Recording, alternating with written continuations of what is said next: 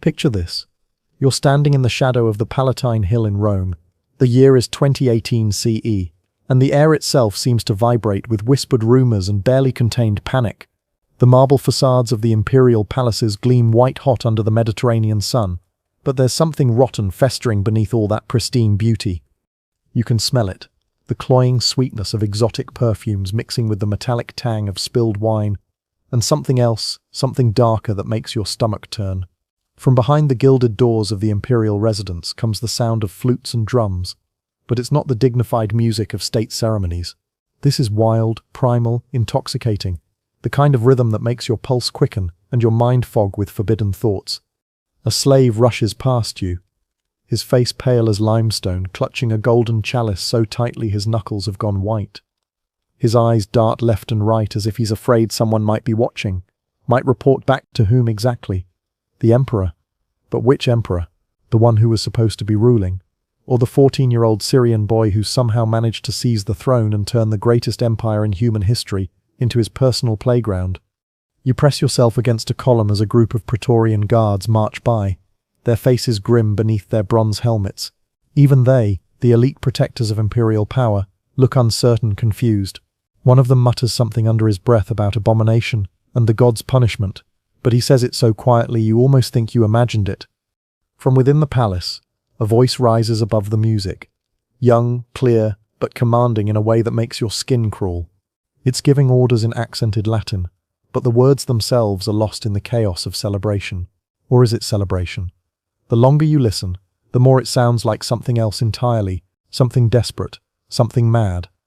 This is Rome at its most dangerous hour, when the boy they call Elagabalus sits on the throne of the Caesars, and nobody, not the Senate, not the Praetorian Guard, not even the gods themselves, seems to know what to do about it.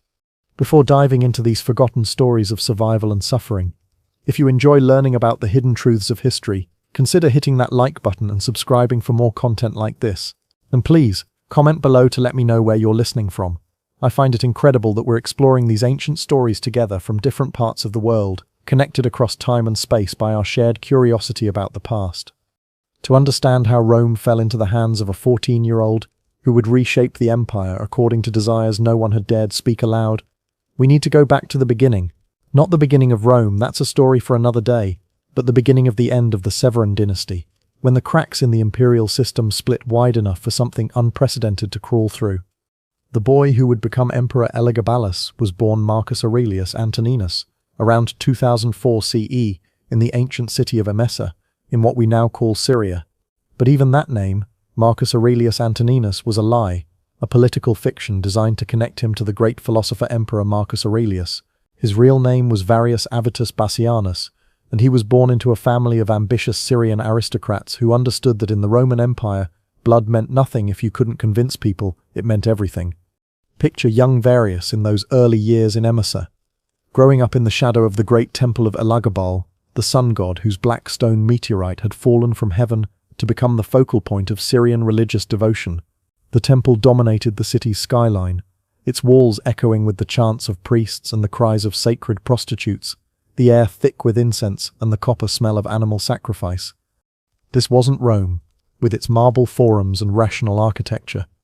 This was the East, where religions mixed and merged like colors bleeding into water, where the boundaries between sacred and profane, male and female, human and divine were fluid, negotiable, ecstatic. In Rome, you worshipped the gods by offering them respect and the proper rituals. In Emesa, you worshipped by becoming them, by letting them possess your body and speak through your voice until you couldn't tell where you ended and the divine began. Varius's mother was Julia Soamius, a woman whose ambition burned so bright it could have powered the lighthouse at Alexandria. She was the niece of Julia Domna, who had been married to Emperor Septimius Severus and had tasted the intoxicating power of being an empress. When Julia Domna died in 217 CE, shortly after the assassination of her son Emperor Caracalla, she left behind a network of Syrian women who had grown accustomed to wielding influence from the shadows of imperial power. But shadows weren't enough for Julia Soamius. She wanted her son on the throne, and she was willing to tear the empire apart to put him there. The opportunity came when Emperor Macrinus, the man who had orchestrated Caracalla's murder, made the fatal mistake of trying to cut the pay of the legions stationed in Syria.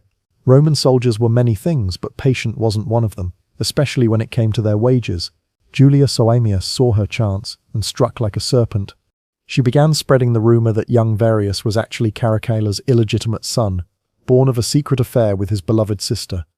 It was a lie so audacious, so scandalous, that it almost had to be true. In a world where political legitimacy came from bloodlines, claiming that your 14-year-old son was the bastard child of a dead emperor was either the most brilliant con in history or the most dangerous. Picture the scene in the Syrian camp of Legio III Gallica in May 2018 CE. The soldiers have been grumbling for months about their reduced pay, their loyalty to Emperor Macrinus, hanging by threads thinner than spider silk. Then Julia Soaemias arrives with her son, dressed in the purple robes of imperial office, his young face painted with cosmetics in the Eastern style, his movements graceful and androgynous in ways that both fascinate and disturb the hardened veterans. She stands before them and tells them who he really is, the son of their beloved Caracalla, the rightful heir to the throne that has been stolen from him. But more than that, she tells them he's the living embodiment of Elagabalus, the Syrian sun god, born to bring a new golden age to the empire. The soldiers look at this painted boy child, this creature who seems to exist in the space between male and female, human and divine, and something stirs in their blood. Maybe it's genuine religious fervor. Maybe it's just the promise of better pay, and the chance to be on the winning side of a civil war. Maybe it's something darker, some collective madness that seizes groups of men when they're far from home and faced with the impossible. Whatever it is, they kneel. The proclamation echoes across the camp like thunder. Hail Caesar! Hail Marcus Aurelius Antoninus! Hail Elagabalus! The name they give him, Elagabalus, isn't even his real name. It's the name of his god, and by taking it, he's claiming to be not just emperor, but deity incarnate. Emperor Macrinus, receiving word of the rebellion in his palace in Antioch, must have felt the ground shift beneath his feet. This wasn't just another military revolt. Those happened every few years and could usually be bought off or crushed. This was something new, something that combined political ambition with religious mania in ways that made it almost impossible to counter with conventional tactics. Picture Macrinus in his private chambers, scrolling through dispatch after dispatch from his spies and commanders. The reports all say the same thing. The boy isn't just claiming to be emperor, he's claiming to be God.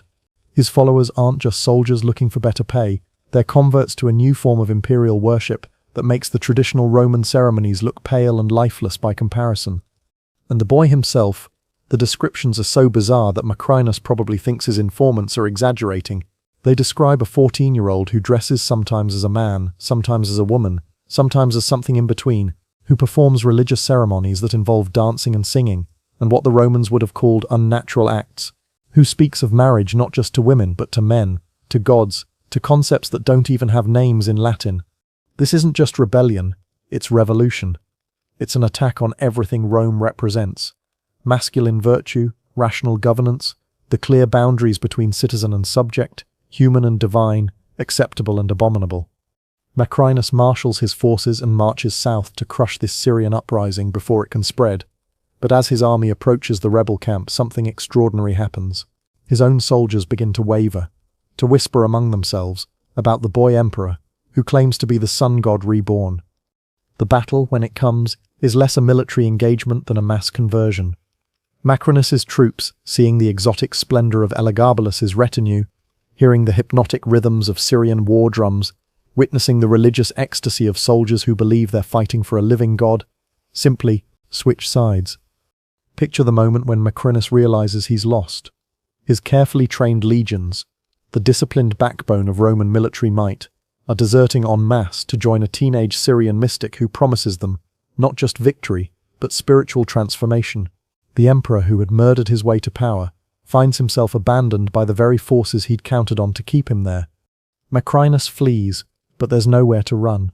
Within days he's captured and executed, his head sent to Elagabalus as proof that the old order is dead. The boy who was born Varius Avitus Bassianus, who became Marcus Aurelius Antoninus through political fiction, who styled himself Elagabalus after his sun god, is now the undisputed master of the Roman Empire. But mastery and control are two very different things. The journey from Syria to Rome takes months, and it's unlike any imperial procession in Roman history. Picture the caravan that winds its way across the eastern Mediterranean and up the Italian peninsula, Traditional Roman soldiers marching alongside Syrian priests, purple-clad imperial officials walking next to painted courtesans, sacred prostitutes sharing the road with Praetorian guards who still aren't quite sure what they've gotten themselves into. At the center of it all is Elagabalus himself, traveling in a golden chariot pulled by white horses, his appearance changing from day to day in ways that leave witnesses struggling for words. Sometimes he presents as a Roman emperor should, toga perfectly draped, bearing dignified, every inch the inheritor of Augustus and Trajan. Other times he appears in flowing Syrian robes, his face painted with cosmetics, jewelry glittering at his throat and wrists, looking more like a temple dancer than a military commander. But it's not just his appearance that unsettles people, it's his behavior. Roman emperors were expected to be distant, dignified, accessible only through carefully choreographed ceremonies. Elagabalus throws himself into crowds, touches common soldiers, engages in public displays of religious ecstasy that leave observers unsure whether they're witnessing divine inspiration or madness. The closer the procession gets to Rome, the more reports filter back to the capital about what's coming. The Senate, those ancient arbiters of Roman tradition, receive messenger after messenger, describing scenes that seem to belong in Oriental fairy tales rather than serious political reality. The new emperor is said to dance in public, to wear women's clothing, to perform religious ceremonies that involve activities that senators prefer not to discuss in polite company. Picture the debates that must have raged in the Curia, the ancient Senate house where Rome's political elite gathered to pretend they still had real power. Some senators argue for resistance. Surely the Praetorian Guard can be counted on to defend Roman traditions against this Eastern corruption. Others counsel acceptance. The boy has the loyalty of the legions, and challenging him might mean civil war. But beneath all the political calculations is a deeper anxiety, a sense that something fundamental is about to change. For centuries, Rome has been expanding eastward, conquering territories and absorbing their peoples, but always maintaining its essential Roman character.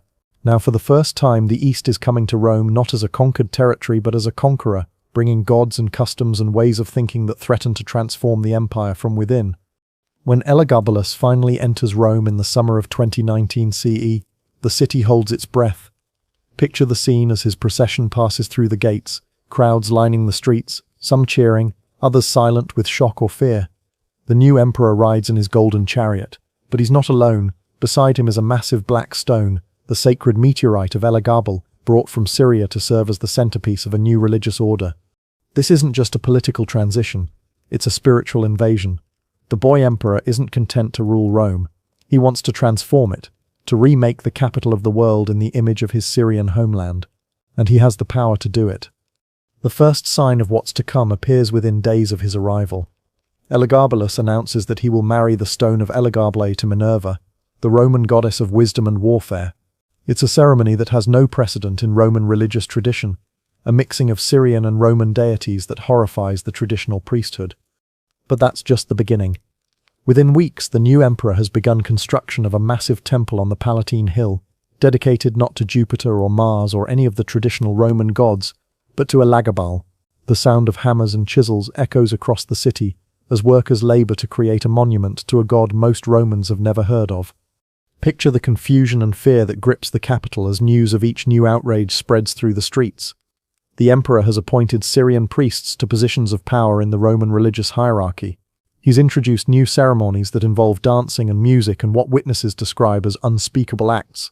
He's begun wearing women's clothing in public, not as a disguise or a joke, but as a statement of nobody knows, and that uncertainty is almost worse than knowledge would be. The traditional Roman aristocracy watches in horror as their carefully ordered world dissolves into chaos. These are men who trace their lineages back to the founding of the Republic, who see themselves as the guardians of Roman virtue and tradition. They've weathered civil wars and barbarian invasions, but they've never faced anything like this, an emperor who seems determined to destroy everything they hold sacred. But it's not just the aristocracy that's unsettled. Common Romans, too, find themselves struggling to understand what's happening to their city. The emperor they see in public ceremonies bears little resemblance to the marble statues of Augustus or the stern portraits of Marcus Aurelius.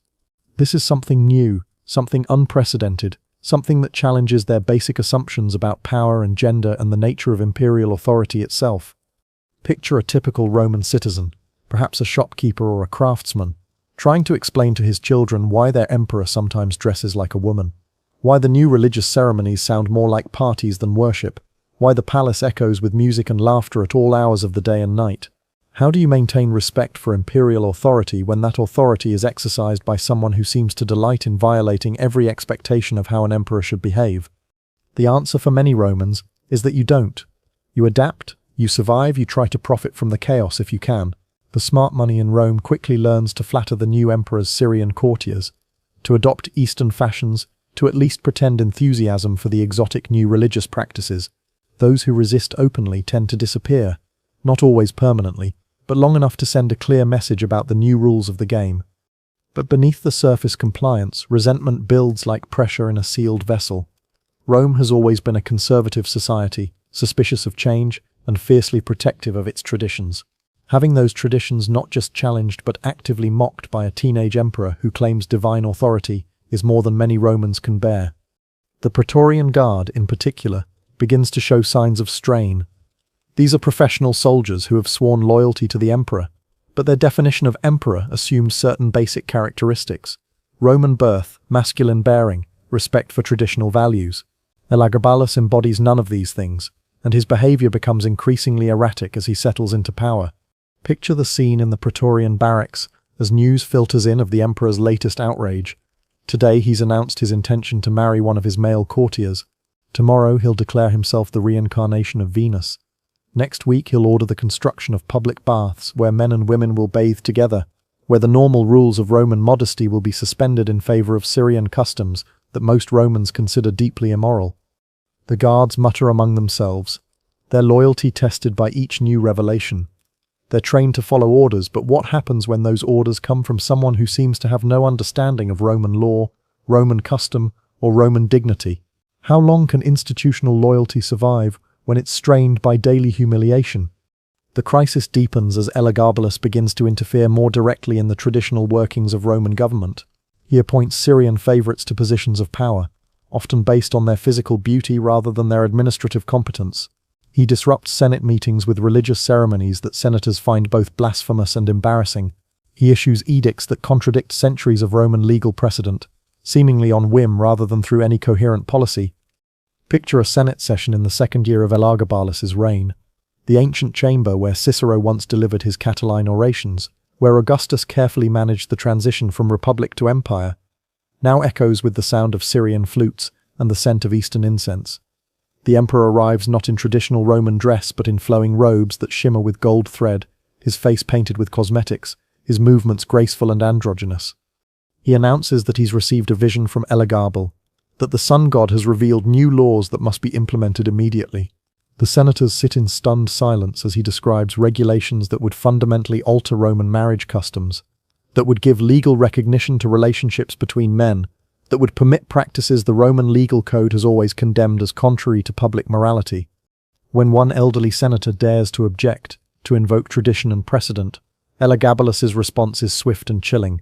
The man isn't executed. That would be too crude, too obviously tyrannical. Instead, he's assigned to a minor administrative post in a remote province, effectively exiled from the political center of the empire. The message is clear. Adaptation is rewarded, resistance is punished. But perhaps the most shocking aspect of Elagabalus's reign isn't his violation of political norms, it's his violation of gender norms. In a society where masculine virtue is considered the foundation of civic order, where the emperor is expected to embody the ideal of Roman manhood, Elagabalus presents something entirely different. Ancient sources describe him wearing women's clothing, using feminine cosmetics, even going so far as to seek out physicians who might be able to transform his male body into a female one. Modern historians debate whether this represents genuine gender dysphoria or simply political theatre designed to shock and intimidate. But for contemporary Romans, the distinction is irrelevant. What matters is that their emperor, the living symbol of Roman power and authority, appears to reject the very concept of masculine leadership that has defined their civilization for centuries. Picture the whispered conversations in Roman homes as families struggle to understand what they're witnessing. Fathers try to explain to their sons why the emperor sometimes appears in public, wearing silk gowns and pearl necklaces. Mothers wonder what example this sets for their daughters, what message it sends about the nature of power and authority. Traditional gender roles, already under strain in a cosmopolitan empire that includes peoples from Britain to Egypt, suddenly seem fragile, negotiable, open to challenge. The emperor's personal relationships become the subject of endless speculation and gossip. He's said to have married multiple times, to women, to men, to his own courtiers, to foreign princes, to gods themselves in elaborate religious ceremonies. Each new union is announced with great fanfare, complete with public celebrations that blend Roman pageantry with Syrian religious ritual in ways that leave observers unsure whether they're witnessing a wedding or a religious initiation. But it's not just the marriages themselves that scandalize Rome. It's the way Elagabalus talks about them. He speaks openly of his desire to be dominated, to be treated as a woman in his relationships with men. He discusses sexual practices that Romans consider not just immoral, but literally unspeakable, things that are done in the shadows of the city's brothels but never acknowledged in polite society. Picture the shock of Roman aristocrats accustomed to emperors who project strength and dominance, who embody the masculine ideals of the warrior citizen. Now they have a ruler who seems to delight in submission, who takes pleasure in activities that Roman culture associates with weakness and femininity. It's not just politically dangerous, it's psychologically destabilizing, challenging assumptions about power and gender that have been central to Roman identity for centuries. The religious dimension of Elagabalus's reign adds another layer of complexity to an already unprecedented situation. His worship of the Syrian sun god isn't just a personal preference, it's a systematic attempt to remake Roman religion in the image of Eastern mysticism. The traditional Roman approach to the gods, based on contractual relationships and proper ritual observance, gives way to something more ecstatic, more personal, more dangerous. Picture the scene in the new temple of Elagabalus, as the emperor leads his court in worship. The black stone meteorite, brought from Syria at enormous expense, sits at the center of the sanctuary, surrounded by golden altars and silk hangings. The air is thick with incense and the sound of exotic music, drums and flutes and stringed instruments that no Roman temple has ever heard. The emperor himself leads the ceremony, his movements part dance, part religious ritual, part theatrical performance. He sings in languages most of his audience doesn't understand, calling on gods whose names they've never heard. The traditional Roman toga has been replaced by flowing robes that blur the line between masculine and feminine, between imperial and priestly, between human and divine. The courtiers who surround him have been carefully chosen for their beauty and their willingness to participate in these exotic rituals. Some are Syrian nobles who understand the religious context. Others are Roman aristocrats who've adapted to the new regime. Still others are slaves and freedmen who've been elevated to positions of influence based on their physical appeal or their enthusiasm for the emperor's spiritual experiments. To traditional Romans watching from the margins of the ceremony, it looks less like worship than like an elaborate performance designed to shock and titillate. The boundaries between sacred and profane, between public ceremony and private indulgence, have been dissolved in favor of something that seems to celebrate excess for its own sake. But perhaps that's the point. Perhaps Elagabalus's reign isn't just about personal gratification or political power. Perhaps it's about transformation, about using the authority of the imperial office to remake Roman society according to a completely different set of values. If so, it's an experiment on an unprecedented scale, using the greatest empire in human history as a laboratory for ideas about gender, sexuality, and religious authority that won't be seen again for centuries. The question is whether the empire can survive the experiment. By the third year of his reign, the strains are beginning to show. The Senate is increasingly restive. The Praetorian Guard is showing signs of disloyalty, and provinces throughout the empire are reporting unrest as local populations struggle to understand what's happening in the capital. Economic problems, too, are mounting. The emperor's lavish spending on religious ceremonies and palace entertainments is draining the imperial treasury. His appointment of incompetent favorites to administrative positions is disrupting the efficient governance that has kept the empire running for centuries. His religious innovations are alienating traditional constituencies without creating new sources of support strong enough to replace them. Picture the growing desperation of Julia Soemias, the emperor's mother, as she realizes that her ambitions may have unleashed forces beyond her control.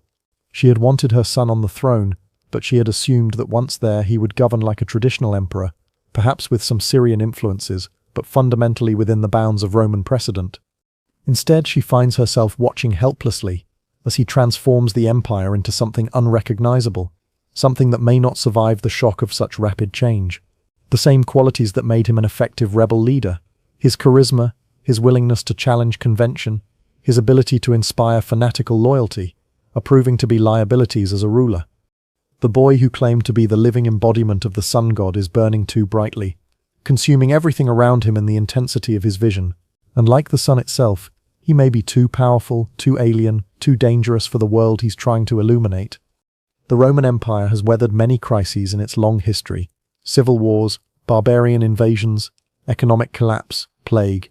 But it has never faced anything quite like this: an emperor who seems determined to destroy the very foundations of Roman civilization in order to build something entirely new in its place.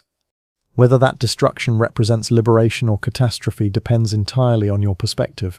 For those who have thrived under the traditional Roman system, the aristocratic families, the professional soldiers, the conservative religious establishment, Elagabalus represents everything that's wrong with the modern world, everything that threatens the values and institutions that have made Rome great. But for others, slaves and freedmen, women and sexual minorities, followers of foreign religions, anyone who has been marginalized by Roman society's rigid hierarchies, the emperor's reign offers a tantalizing glimpse of what might be possible if the old rules could be swept away entirely. The tension between these two visions of Rome's future will ultimately determine not just Elagabalus's fate, but the fate of the empire itself. The boy emperor who came to power promising transformation has succeeded beyond anyone's wildest dreams. The question now is whether Rome can survive being transformed. As we'll see, the answer to that question will come sooner than anyone expects, and in ways that no one could have predicted. The reign of Elagabalus is approaching its climax, and the forces that brought him to power are about to turn against him, with a violence that will shock even those who have grown accustomed to his innovations. But that's a story for what comes next, when the sun god's chosen representative on earth discovers that even divine authority has its limits, and that some transformations exact a price that no one is prepared to pay. The palace servants whisper that the emperor has been having dreams again, not the prophetic visions he usually claims, filled with golden light and divine instructions, but darker things, shadows moving in the corners of his chamber, voices calling his name in languages he doesn't recognize, the sound of footsteps that stop whenever he turns to look. Maybe it's guilt finally catching up with him, maybe it's fear, or maybe, after 4 years of claiming to be the living embodiment of a god, he's starting to realize that gods aren't the only supernatural forces that take an interest in mortal affairs. The other gods, the Roman ones he's displaced, the Eastern deities he's offended, the spirits of the ancestors whose traditions he's desecrated, might have something to say about his cosmic reorganization of the divine order. Picture him in those restless nights pacing the marble floors of his private chambers, while his latest husband, a charioteer named Heracles, who supposedly resembles the emperor's idealized vision of masculine beauty, sleeps peacefully in their bed. The boy who once commanded legions with absolute confidence now jumps at shadows, starts at unexpected sounds, finds himself constantly looking over his shoulder as if expecting to see something that shouldn't be there. His behavior during the day becomes increasingly erratic. Court sessions that once showcased his theatrical flair now dissolve into rambling monologues about cosmic conspiracies and divine persecution. He orders the execution of servants for imagined slights, then pardons them minutes later when the mood passes. His religious ceremonies grow more elaborate and more desperate, as if he's trying to drown out those midnight voices with increasingly frantic displays of devotion. The Syrian priests who once served as his spiritual advisors begin to distance themselves from the emperor's inner circle. These are men who understand the difference between genuine religious experience and psychological breakdown, and what they're seeing from Elagabalus increasingly resembles the latter. When your god-emperor starts claiming that rival deities are stalking him through the palace corridors, it's time to start looking for new employment. Julia Soaemias watches her son's deterioration with growing alarm. This isn't the confident young man who seized an empire through sheer force of personality. This is something broken, something that's been pushed beyond its limits, and is starting to crack under the pressure. She's sacrificed everything, her reputation, her principles, the stability of the empire itself, to put him on the throne, and now she's watching him destroy himself with the same reckless abandon he's brought to destroying Roman tradition. She tries to intervene to surround him with more competent advisors, to moderate his most extreme impulses. But Elagabalus is beyond moderation now. He's caught in a spiral of paranoia and megalomania that feeds on itself, growing stronger with each perceived slight, each whispered criticism, each sign that his divine authority isn't as absolute as he believed. The breaking point comes in the winter of 2021 CE, during one of the emperor's increasingly elaborate religious festivals. Picture the scene in the temple of Elagabalus, hundreds of courtiers packed into the sacred space, the air thick with incense and sweat, and barely controlled hysteria. The emperor stands before his black stone meteorite, arms raised toward the heavens, calling on his patron deity to manifest physically in the temple. But something goes wrong. Maybe it's the pressure of performing miracles on command. Maybe it's the accumulated stress of 4 years of trying to transform an empire through willpower alone. Maybe it's just the natural consequence of a teenage mind pushed beyond its breaking point by impossible responsibilities and unlimited power. Whatever the cause, Elagabalus collapses during the ceremony. Not a graceful swoon designed for dramatic effect, but a genuine loss of consciousness that leaves him convulsing on the temple floor, while his horrified courtiers try to decide whether they're witnessing divine possession or imperial breakdown. When he recovers, hours later, something fundamental has changed. The boy who once radiated confidence and charisma now seems hollow, diminished, as if some essential part of his personality has been burned away by whatever he experienced during his collapse. He speaks in whispers about betrayal, about enemies gathering in the shadows, about the gods themselves turning against him. The rumors spread through Rome like wildfire. The emperor is mad. The emperor is dying. The emperor has been possessed by demons. The emperor has been abandoned by his own god. Each version of the story is more sensational than the last, but they all point to the same conclusion. The supernatural authority that has sustained Elagabalus's reign is crumbling, leaving behind only a confused and frightened young man who's made too many enemies to survive without divine protection. Julia Mamaea, Elagabalus's aunt, and the mother of his cousin Alexander Severus, sees her opportunity. She's been watching from the margins for 4 years, carefully building networks of support among the very Roman traditionalists, who've been most alienated by her nephew's reign. Where Julia Soaemias bet everything on Syrian exoticism and divine authority, Julia Mamaea has positioned herself as the champion of Roman values and imperial restoration. Her son Alexander is everything Elagabalus is not. Conventionally masculine, respectful of tradition, trained in Roman law and administration rather than Syrian mysticism. At 13, he's already showing signs of the kind of steady, competent leadership that the empire desperately needs after 4 years of chaos and innovation. Picture the careful conversations that take place in Julia Mamaea's private apartments, as she lays the groundwork for a palace coup. The Praetorian Guard commanders who visit her don't speak openly of treason. That would be too dangerous, too explicit. Instead, they talk about the empire's need for stability, about the importance of traditional Roman values, about the tragic spectacle of watching a once great institution destroy itself through the excesses of its leadership. The key is the Praetorian Guard itself. These are professional soldiers who've sworn loyalty to the imperial office, but their patience has limits. 4 years of watching their emperor parade around in women's clothing. 4 years of enforcing edicts that violate everything they consider decent and Roman. 4 years of serving someone who seems more interested in shocking people than in governing them effectively. It's more than military discipline can sustain indefinitely. The final straw comes in March 22 CE, when Elagabalus announces his intention to remove all traditional Roman gods from their temples and replace them with images of Elagabal. It's not just religious innovation now, it's active destruction of everything Romans consider sacred. The emperor, who once claimed to be bringing divine enlightenment to the empire, is now threatening to erase the spiritual foundations of Roman civilization itself. Even his most loyal supporters begin to waver. Syrian courtiers who've profited from his favor start making quiet inquiries about safe passage back to their homeland. Roman aristocrats who've adapted to his regime begin positioning themselves for whatever comes next. The palace staff, those invisible servants whose loyalty is essential to imperial survival, start looking for new patrons. Julia Mamaea strikes on March 11, 222 CE, choosing her moment with surgical precision. Elagabalus and his mother are meeting with Praetorian Guard commanders in the palace, ostensibly to discuss security arrangements for another religious festival.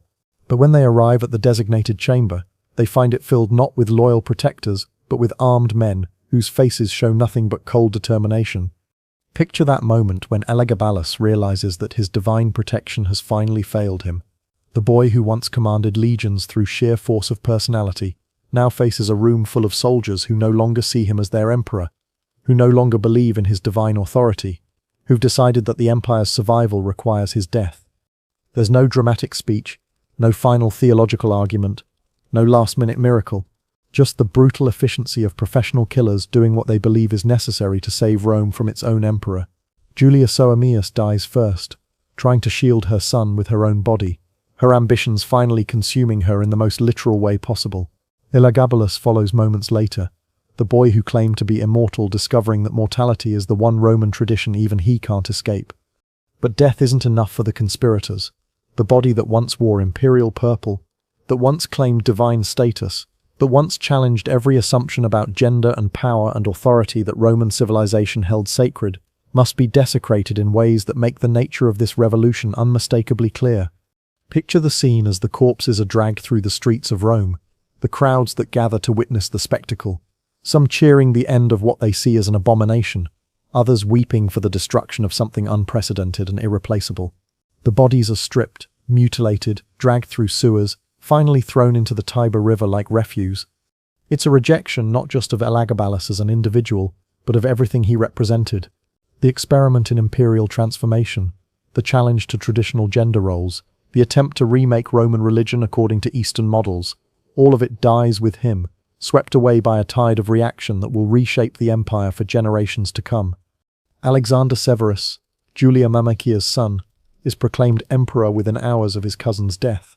At 13, he's even younger than Elagabalus was when he seized power, but in every other respect he represents a complete reversal of the previous reign's innovations. Where Elagabalus challenged tradition, Alexander embraces it. Where Elagabalus experimented with gender and sexuality, Alexander projects conventional masculinity.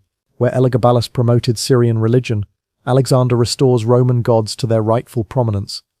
The new emperor's first acts are calculated to erase his predecessor's legacy as completely as possible.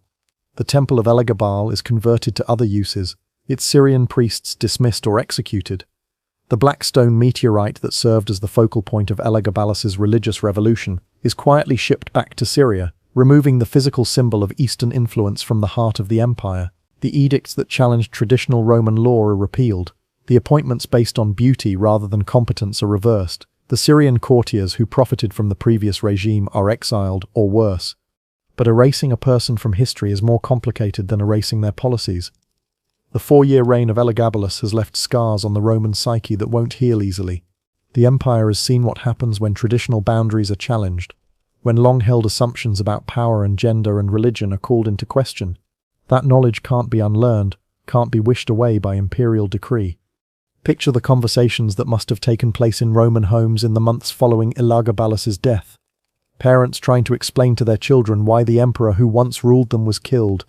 Husbands and wives discussing what they witnessed during those 4 strange years, what it meant, what it revealed about the nature of authority and identity, and the possibilities that exist when conventional rules are suspended. Some Romans undoubtedly felt relief at the restoration of traditional order. The shopkeepers and craftsmen who depend on stability for their livelihoods, the aristocratic families whose status is tied to established hierarchies, the religious conservatives who saw Elagabalus's innovations as blasphemous. For them, Alexander Severus's reign represents a return to sanity, a recovery from a collective nightmare that nearly destroyed the empire. But others must have felt something more complex. The slaves and freedmen who saw in Elagabalus's reign a glimpse of more fluid social possibilities. The women who witnessed a world where gender roles could be negotiated rather than imposed. The followers of foreign religions who experienced a brief moment when spiritual diversity was celebrated rather than merely tolerated. For them, the new emperor's traditionalism might feel less like restoration than like oppression. The historical record, written mostly by Roman aristocrats who approved of Elagabalus's overthrow, presents his reign as an aberration, a cautionary tale about what happens when unworthy individuals are given power beyond their capacity to handle responsibly. They describe him as mad, depraved, a monster whose very existence was an offense against natural law and divine order. But history is written by the survivors, and in this case the survivors had every reason to justify their actions by demonizing their victim. The senators who collaborated in his overthrow, the soldiers who killed him, the aristocrats who profited from his death, they all needed to believe that what they'd done was not just politically expedient but morally necessary. The truth, as always, is more complicated. Elagabalus was certainly no saint, and his reign was undoubtedly chaotic in ways that threatened the empire's stability. But he was also something unprecedented in Roman history. A ruler who used imperial power to challenge fundamental assumptions about identity, authority, and the possibilities that exist when conventional boundaries are erased. Whether you see his reign as a liberation or a catastrophe depends entirely on your perspective.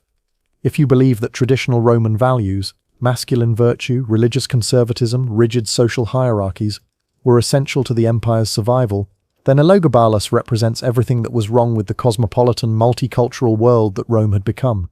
His death was necessary to preserve the empire's essential character. But if you believe that those same traditional values were limiting, oppressive, or simply outdated in an empire that stretched from Britain to Mesopotamia and included peoples of dozens of different cultures and religions, then Elagabalus represents a missed opportunity, a tantalizing glimpse of what Roman civilization might have become if it had been willing to embrace transformation rather than resist it. The boy emperor who claimed to be the living embodiment of the sun god burned brightly and briefly, consuming himself and nearly consuming the empire in the intensity of his vision. His reign lasted only 4 years, but those 4 years revealed possibilities and contradictions that Roman civilization would spend the next 3 centuries trying to resolve. In the end, perhaps that's Elagabalus's true legacy. Not the specific policies he implemented or the traditions he violated, but the questions he forced Romans to confront about the nature of power, identity, and transformation in a world where the old certainties were no longer adequate to address new realities. The empire survived his reign, just as it would survive barbarian invasions, economic collapse, and eventual political fragmentation. But it never forgot the lesson of those 4 strange years, that the boundaries between acceptable and unacceptable, traditional and revolutionary, sacred and profane, are more fragile than anyone wants to admit.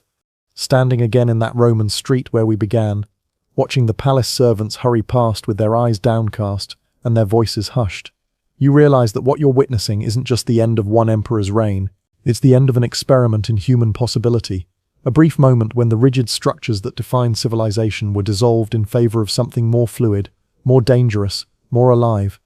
The golden chariot is gone now, replaced by the more modest transport of a conventional emperor. The exotic music has been silenced, replaced by the traditional hymns of Roman religious ceremony. The painted courtiers have fled or died, replaced by sober administrators in traditional togas. But if you listen carefully to the whispers that echo through the marble corridors, if you pay attention to the dreams that still trouble the sleep of those who witnessed those 4 impossible years, you can still hear the ghost of what might have been, the laughter of a boy who thought he could remake the world according to his own wild vision, and nearly succeeded. The sun god's chosen emperor is dead, but the questions he raised about power and identity, and the courage required to transform an empire, will outlive both his reign and the civilization that destroyed him. In the end, perhaps that's the most fitting epitaph for the transgender boy emperor who turned Rome into an orgy. He dared to imagine that the world could be different, and paid the ultimate price for the audacity of his imagination.